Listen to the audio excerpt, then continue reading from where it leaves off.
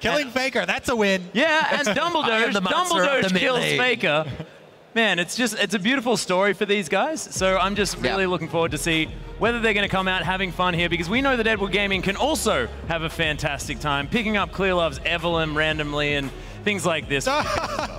They banned out the Morgana that was a first pick. Unfortunately, we won't see a needlessly large rod stacking Dumbledore's Morgana this game. Dang it. Hecarim as well banned out there to make sure Thaldrin. That's a serious ban, though, it is. from EDG. All right, yeah. So the thing is, EDG, you know, Deft was talking. He was like, yeah, we want to just play strong lanes and we want to win our game quickly. Yeah. We want to move through these group stages. Yeah.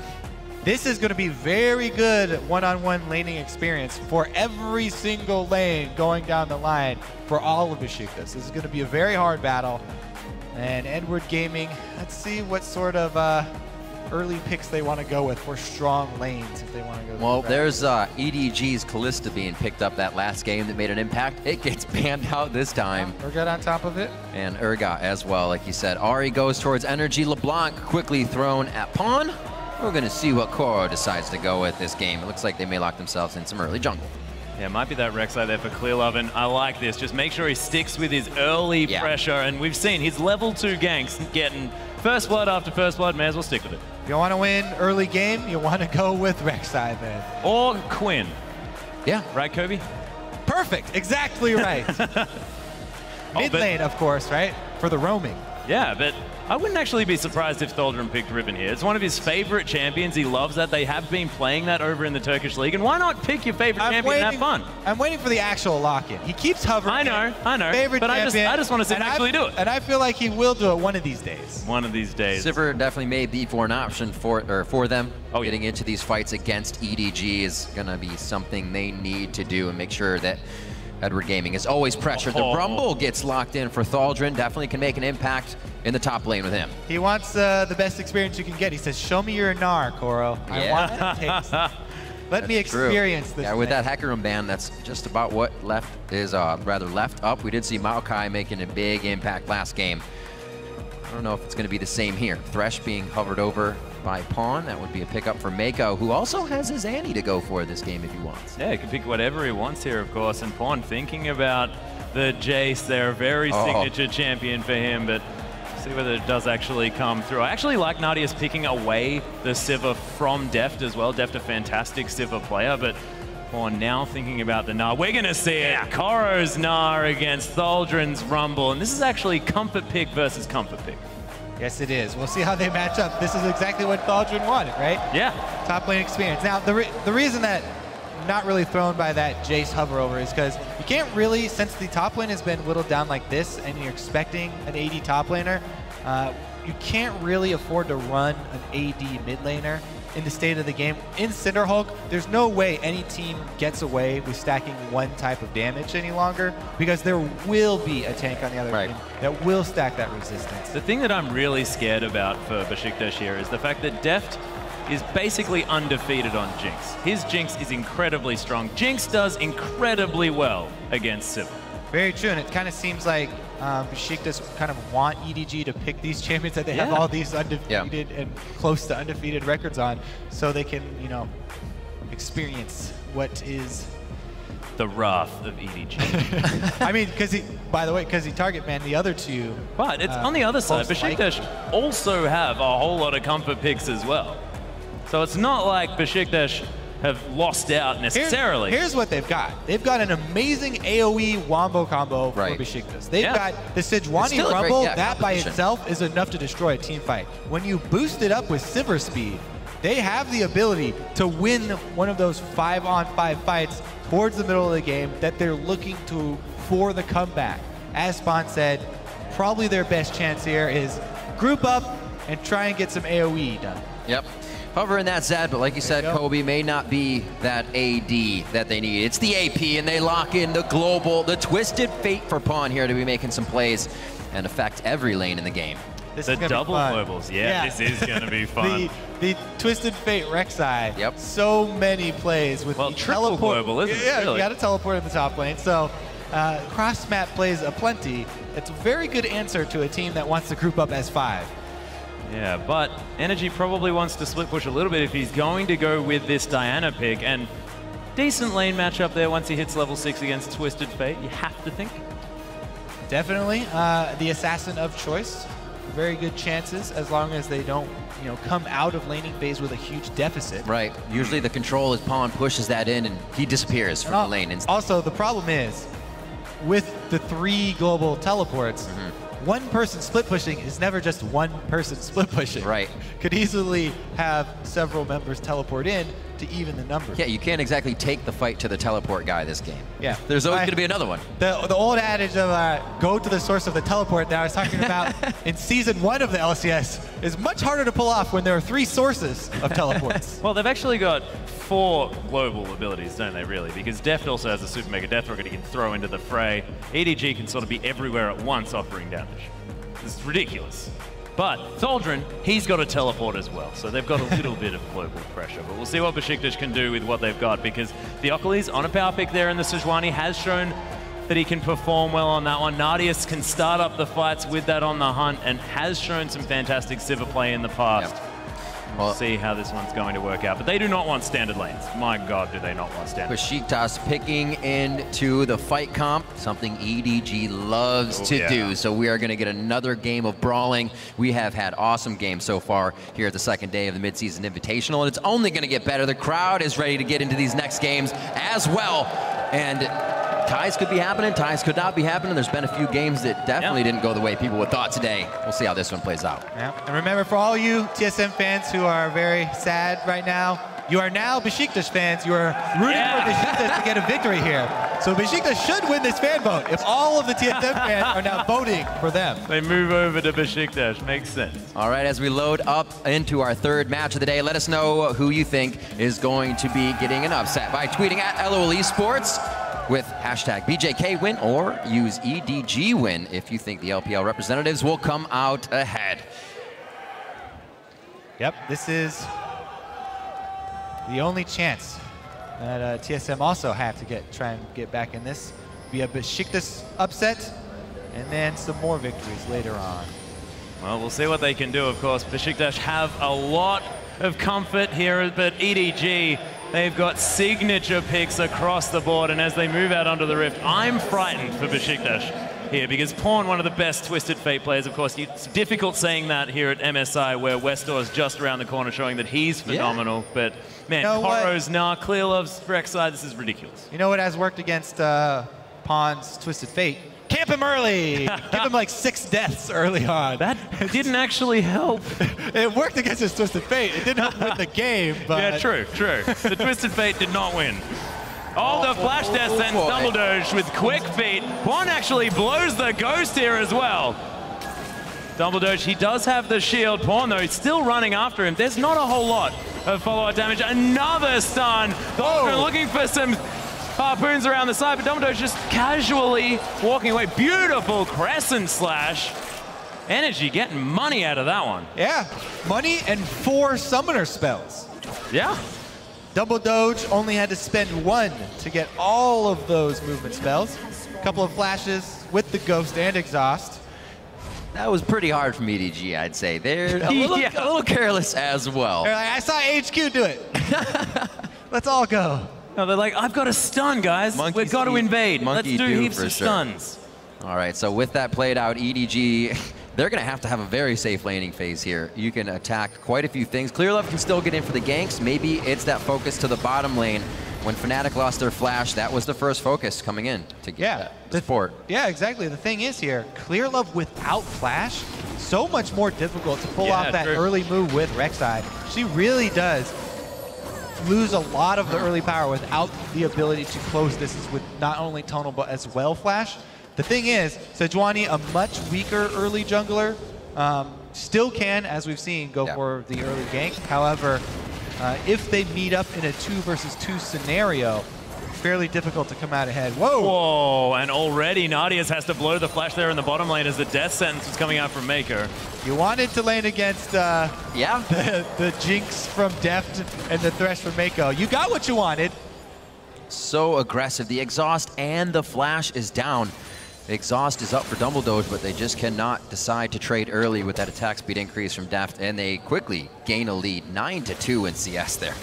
Dumbledore actually didn't come to lane or come to the Gromp with full health as well after that level 1 action, so narrowly missing there on the death sentence, but sort of already at a deficit after taking that early level advantage. Yeah, and we'll see if this deficit holds after the wave shoves up to the turret, because there's potential CS here for Beşiktaş, but the point for EDG is to shove them in under the turret and try and, here's that early focus towards the mid lane of Pawn's TF. Yeah, Theocles looking for it. Nice moonfall as Pawn's going to flash out of the way. Gold card is available and Energy unable to follow through, but Pawn, no summoners. Nicely waiting there for the Arctic Assault and then the moonfall, as you said, but there should be a rinse and repeat there, as you mentioned. No summoners on that mid lane, and here comes Theocles.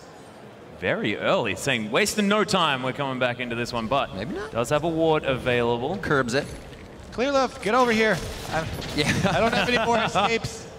Well, with him clearing that ward, they may actually get this advantage. Clear love sees that, and they could use it just in this second if Energy steps out. Yeah, both junglers sitting on wards around mid lane. Mirrored opportunities here, and everybody's sad. Pawn though.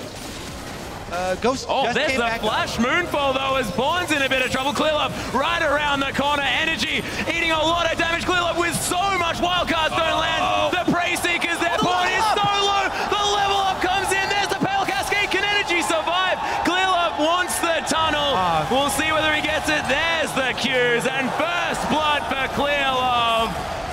Kobe, you happen to say if they met 2v2 with that Rek'Sai early, it would kind of go in favor of the Rek'Sai. Yeah, it's hard for Sejuani to win 2 versus 2 situations. But Pawn, he burned the Ghost. That was the only one that he burned early on. So while it looked like EDG going really, really deep, Ghost comes back up. Oh, here we go. Clear love once again. Yeah, he's caught himself in a 2v1 situation, but doesn't seem to mind about it, as he can just take that Dark Passage to safety. Maker handing that one out to him, and Clearlove's Rek'Sai is frightening.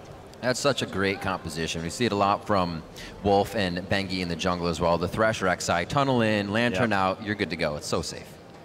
Definitely nice to have a buddy in the jungle. Always. The buddy system working out here for EDG. Koro quite low there on the top side as Thaldrin. He's going to overheat as well. Wants to find a harpoon, but of course he's silenced, so he's not going to be able to. But Koro getting pressured out early. Yeah, so I always really like watching the Gnar Rumble matchups. It's very telling of top laners and a really good way to judge them because it's so easily tipped. It really depends on who's willing to play more aggressively early on because the first one to get that small advantage can then snowball it, but early on, unless you have vision of the jungler, it's very risky to go that hard. That was interesting from Koro. He made sure that he wasn't going to regen his health and then teleport it. Very strange, but Crescent Slash is going to come through again here for Energy, and Pawn not going to get hit by that one. Continues just to shove out this wave. Thaldrin going to equalize the teleports in the top lane, so no early dragon pressure. He's not even level 6 yet, man. That's not that funny. I think the teleport before Health Pool got back up was because there were minions dying. Yeah, but Dumbledore, he's getting taken out solo. Really nice death sentence, but there are 3 members. Def gets excited as he takes down the Janna. Destiny coming in. Nadius has to be careful. That flare max range was beautiful. Nadius trying to do some work, but Def, he's soloing Theocles. He wants to pick up the kill, flashes for it, and he's going to grab the sneaky jinx before falling down. Meanwhile, in the top lane, Clearlove helping Koro get one, and EDG, action everywhere. Energy's like, where'd it go? Is that not? Well, Energy, he should have tried to, I think he did try, but he should have tried to go on to Pawn as he was teleporting because he was in vision. But that's probably why Pawn came in with a blue card. But anyways, is there any better feeling of getting ganked by a jungler and coming away with the kill for the bottom lane? Or a few kills on top of that? Yeah, and then on the top side, as we saw, this is a matchup that you want to play aggressively and you want to trade damage without backing down. But if you don't have vision of that jungler, the first jungle gank can change the entire situation up in that top side. And Clearlove's the one to get up there because obviously Sejuani was ganking bottom. And also now, Koro, he's got the Hex Drinker in his back pocket. This matchup is going to be a whole lot easier for him at this stage. Just keep up in the face of Thaldrin, try to shut him down. You can see Mako trying to get the wards in so they can now close in. Nardius, they just do this without hesitation. Nardius took a few seconds to look at the minions, and now he's too close to range. Played onto the Chompers, and these guys are using everything they have. A grab onto Dumbledoge as well as Def keeps the correct focus onto Nardius, and the 1-2 punch comes up clean for EDG. There's just nothing missed from Mako at all. Not at all. Great synergy between that bottom lane. We said before, there may be two different languages there, but they play as one mind. They certainly do. Energy is going to manage to back. He's been putting on a lot of pressure here. Actually, Oro looking for it in the top lane. Thaldrin's going to flash into the wall in celebration. That tree is too... So, to be fair, the Hex Drinker had nothing to do with that. That was just 1 versus 1. Outplay, and a really good job of Crow jumping on another opportunity for himself. But man, remember as well, this is the Deft Jinx. Oh no, defeated! Into that chomp is Nardius, not going anywhere, and Deft is gonna pick up another one. The sonar hook. Oh, so nice. Me, that was ridiculous. All right, which lane is the next kill coming? Yeah. Let's just wait and see. Not sure. BJK are definitely trying to stay safe here within these lanes, but right at the front door every time is EDG. It doesn't even seem like they've really backed here. They're always on the side of the map of Beşiktaş. 9-1 now, 9 minutes in, and the first turret will fall in that duo lane. It is bottom. 69, now 70-34 of that CS. Def said the plan was to get our strong picks in lane, win our lanes, and quickly finish the game. Yeah. So, check mark on the first 2 for them. The third one, quickly finish the game. There's the Destiny into the top lane though. Thaldrin, he's been caught out by this Twisted Fate. Going for the turnaround. Pawn taking a lot of damage, but it's not going to be quite enough as Koro picks up the kill onto Thaldrin. 0-3-0 now for this Rumble. He's having a tough time.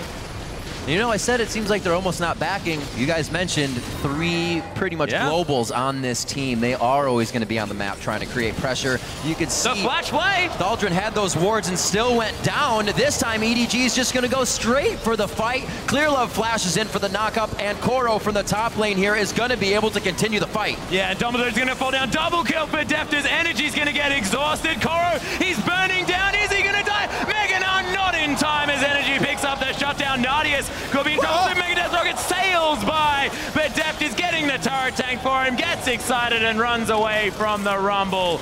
And 8-1-2 now for this Jinx. This is ridiculous. This is also going to be a lot of mid lane pressure. Should be able to take down the turret as well. And EDG off to, you could say, a good start. Yep, you could say. 7,000 gold to lead at 10 minutes, 11 minutes. This Clearlove's going to take away the Raptors, probably going to escape as well as he's quite low on health. Keep it on par with more kills than minutes again. That's what you got to do. You got to do. But they're on 16 at 11 minutes. That's a lot more. That's more than we're used to. Trying new things. Yeah. Well, let's see what happens now. They put Deft back towards, not back towards, but now in the top lane to start cleaning up CS, continuing to focus a lot of power into him. He's already turned on, just spent another 1,800, so he's just going to level up to Super Saiyan now. Deft has 6,000 gold on him. 11.5 minutes into the game with 8 kills. That's more than double the gold. Yeah, you look at the other side. 3.2 thousand gold ahead of his lane opponent. All right. Gosh. Well, let's see. Beşiktaş, what can they pull? Defensive warding helps to an extent, but the other team has Twisted Fate. So trying to pull a 5-man ambush from a bush, you know, with some vision, still probably the best hope. However, pawn pop is all, everyone gets found. Yeah, there it is. The Beşiktaş Esports Club standing true behind their team. And they are putting up one hell of a fight here against EDG, who is just trying to close that stranglehold down here. Beşiktaş now hopefully getting these team fight compositions together. There is a game-changing ultimate from Theocles that can come in, but they have to be able to follow up perfectly. Because even if they hit everything spot on, I still think it's going to be a hard fight for Beşiktaş to pull through. And EDG do have a lot of their gold on Deft as well. Absolutely. I mean, theoretically, if Beşiktaş managed to destroy him early on in a fight, they might be able to get something done. We're looking for a way for Beşiktaş to get back into this one. We'll see whether they can actually manage to follow through on that because they're losing their turrets. They're going to have to try and find that fight sooner rather than later. Yeah. All right. So more likely, we'll take a look at how quickly EDG can execute the victory here because this is their goal now. Yeah. You mentioned the time before. Time does matter in the tiebreaker situation. Right. So the quicker you can end these games, the better. If something crazy happens and a tiebreaker does pop up, not quite sure. I don't think that a tiebreaker for them would pop up now since they did also beat Fnatic. But it's also best practice. Yeah. To win games quicker. Certainly is. Beşiktaş, though, are positioning around this mid lane. Got to stay together here just to try and answer the fact that EDG have so many globals. If they get caught on their own, there can be a whole lot of friends available in the Chinese lineup. Really not able to defend these wards either. You see him quickly being taken out, and it takes quite a few members just to regain those little parts of their jungle. Yeah. Pawn and Mako, the roam team here. The rest of the map, or the rest of the team, I should say, up top, and it's going to be Deft by himself in mid. They are 2-1-2ing this with the AD carry mid. Yeah, of course, the safest member of the team in the mid lane. All those escapes. All those escapes. 20 seconds onto Dragon. They probably won't need the full team for that either. But like you said, guys, let's get that time in there. EDG is definitely resting a little bit before they make this final push. I think it makes sense here because Deft just hides behind his money. It's a big wall right now. Yeah, it's a big wall. Gonna keep him safe. Or he will just beat you in the face with his bag of money, yeah. Kill you before you can get to it. That'd work too. Whichever way. We've talked about how much it would hurt being slapped in the face with 6,000 gold. Be pretty painful. Yeah. So they're able to keep all 3 waves pushed while pulling 3 members back for the objective. EDG, you can say that is complete map control. They still have some minions up top and control of both of these bottom 2 waves. So if they collapse here, should be able to get that last outer turret before returning to base to buy. Took a little detour here for Deft though. So a few minutes or a few seconds he's gonna have to walk all the way back from the red buff. Now though, he does have the red buff for the shove and they still have control of the bottom lane as well as mid. So they should be able to collapse and make their pincer. Yeah, and Deft is very, very conscious of this CS deficit statistic that we picked up of 17.5 behind because he is doing his very best to try and change that one. When your sample size from the first day is 2 games, yeah, you get some overblown statistics like that. You could. Now he wants to blow him out of proportion even more in favor of himself. Or is this just going to even it out? So now it's about where it should be. Not sure. Well, we'll see if he can still do anything on that 8-1 and 2 Jinx. We know him to be very good at AD carry in general, but using those summoner spells to make it look even better. It'll be hard for Beşiktaş to get to him. We did say there's a lot of gold on him. I don't know if that's going to be everything they need if they just take him out in a fight. Pawn now to the bottom turret by himself. Oh my word, just 2 spells putting Thaldrun to half HP there. We're not used to seeing TF doing that much damage at 16 minutes into the game as well. The Sivir wave clear might not be there in time for this wave. They could get a good chunk of damage before she arrives. Well, gonna have to arrive fast with a Jinx. Those turrets are gonna fall very fast. Not that big a chunk. Oh, good nice spell shield. I like your thought. Yeah, I like yours. It's the little things now. That 12,000 gold lead is making it hard for Beşiktaş to guard their base, but doing so ever so slowly now. They find a few of their picks. The Akali's just off on the slide. This Glacial Prison great spot to Deft would be what they need. The choppers go down. Deft flashes out. There's the summoner spell used to get him into position. Here comes the Destiny and the blowback as well from that Gnar. Koro coming in huge, and they are going to continue to wall up this fight. Yeah, Theocles getting down solo as well as Deft picking up more kills. And after that, incredible. Now EDG just roll over the fight. And Sejuani looked like it slipped out of his hands as he was charging there. Oh, Energy coming in. Pawn's going down solo. The ace comes down, but I love the hero play from Energy. Loves to do it. We've seen him taking Barons on it, trying to get a few kills for himself. Put him in there the to put up on the board, exactly. And the first inhibitor will fall here as EDG cracks the base. At 17.5 minutes. Right. Jeez. Talking about speed, since the new season, this is one of the fastest inhibitors that we've seen on back of a 19-2 score here. So let's take another look at the Achilles. And he got into a great position. But here is where you see it's a little greasy on that. Johnny ultimate goes askew. And from then, goes downhill very quickly. Deft, he does have that red buff that he went back to go grab before coming to shove. And that'll be enough to chase down Double Doge and get the reset on his passive. Whew. Oh dear. There's a lot of damage. And I like this from Energy. He's got the emergency build. I want heaps of sticks. I'm going to hit him with heaps of sticks. Gotta go nuclear. Yep. Got him. Got the dynamite. Ready to take him down. It's actually, you know, if you're in an emergency situation, pick up as much flat ability power as you can just to try and weather the storm, maybe. Yeah. It's not quite Dade-esque where he just builds Magi's when he's losing by a ridiculous margin just in case he can get something from it. But I like it from Energy. I've got 860 gold, guys. What do I buy? Blasting Wand. Yeah, he's playing the wizard game. They're just stacking wand on top of wand. He's going to make one super blasting wand. That's right. He's got to clear out those rings and get 2 more for himself. See which way he decides to go with it. Deft again on the front line of the mid push. This time he's got a few buddies there. Onto the tank as well. Theocles is not even able to take the damage that Pawn is putting out from his Twisted Fate. Wand is out. The fast feet on that one. Dodges it, but he cannot dodge out 3 members. The damage he traded back to Beşiktaş there, still big. Yeah, it was, but can't survive against 4 members of the team as the Super Mega Death Rocket comes through. Energy just tanks it up. Not sure what that was doing. So everyone else managed to get back to base, but Super Mega Death Rocket just in protest of the death of the mid laner of EDG. Need the fireworks skin for Jinx. Yeah. Shoot him off in honor of Pawn.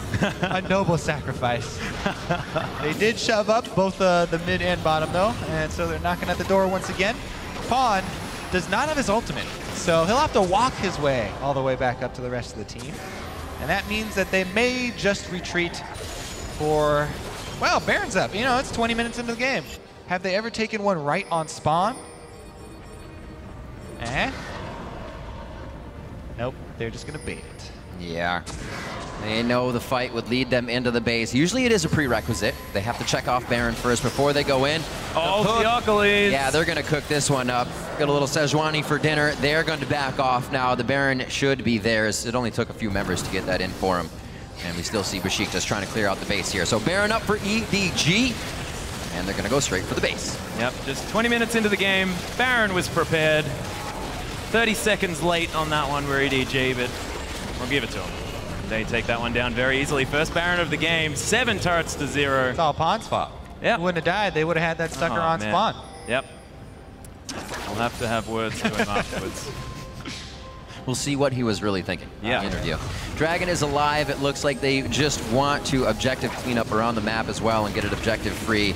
No worries, no cares in the world right now as they are up quite a bit of gold. We talk about 10,000 gold at 20 minutes being a problematic margin, but when you're at about 20,000 gold at 20 minutes into the game, that is absurd. And you've got a Bilge Water Cutlass on your Gnar at the same time. Theocles once again caught out. Pawn's going to use the Destiny. Super Mega Death Rocket sails by as well. Through the wall to the side as Nadia says, nope, I'm not walking into that one. Koro going full damage here. I like it. All death sense onto Thaldron. Aptly named as the Gnar comes in as well. Energy gets exhausted as Deft picks up that kill. Theocles, got it, sorry, is still dead. And Nadius trying to get some damage back. EDG are fairly low, but man, look at the damage from Deft. As he's just going to take down that poor little Sivir. Dumbledore able to get the exhaust off, but Deft being the hero flashes over the arc to get some triple kill. Theocles comes back alive. Quadra kill for Deft. The okie doke. Deft just like a matador right there. Sejuani runs right past. And that's going to be the game. The celebratory deaths on the fountain. His Energy looking to pick something up. And he's going to fall down, and EDG, they get the rest of the job done. What a game from EDG, the fastest game so far coming out of the mid-season invitational at 22:30, 27-3. EDG take down Beşiktaş. Oh man, that was just pretty brutal stuff from EDG. Not really much more to say. It's